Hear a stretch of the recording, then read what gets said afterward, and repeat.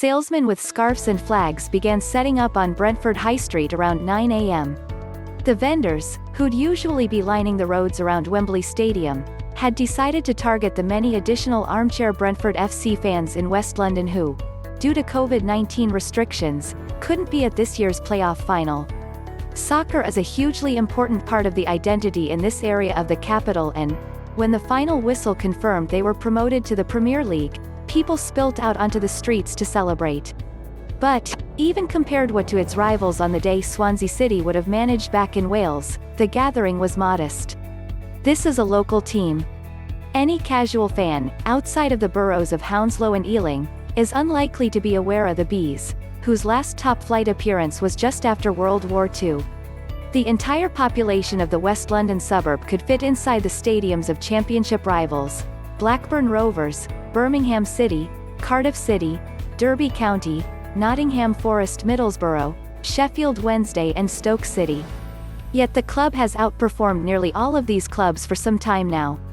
Not only has Brentford achieved better results than these teams with larger fanbases and more storied histories, but they've also done it on a fraction of the budget.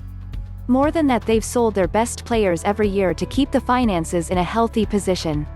Having torn up England's second division and narrowly missed out on promotion last year, firstly in the automatic places and then in the playoff final, the team's stars were auctioned off. Top scorer Ollie Watkins and midfield diamond Said Benrahma went to Premier League teams for a combined $70 million. The transfers might have helped balance the coronavirus-affected finances and pay the mortgage for a new stadium, but most thought they would also substantially reduce the chances of going one better this year. But the team took it in their stride. They acquired Ivan Toney for a tenth of what they sold their pair of stars for to replace Watkins and asked others to fill the gap left by Benrahma.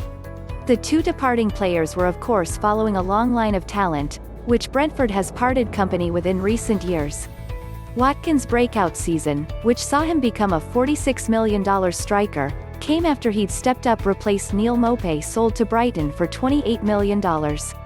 Maupay in turn had been the man who filled Scott Hogan's shoes when Brentford had sold him to championship rivals Aston Villa for $13 million.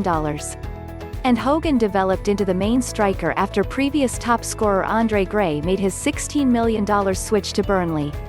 It's not just the leading strikers who've left the club. Defenders Ezri and James Tarkowski, who are now firmly established Premier League players, have been sold over the years for $20 million. Most teams would struggle with the loss of one top scorer, let alone four in succession. But for Brentford, selling is part of the plan.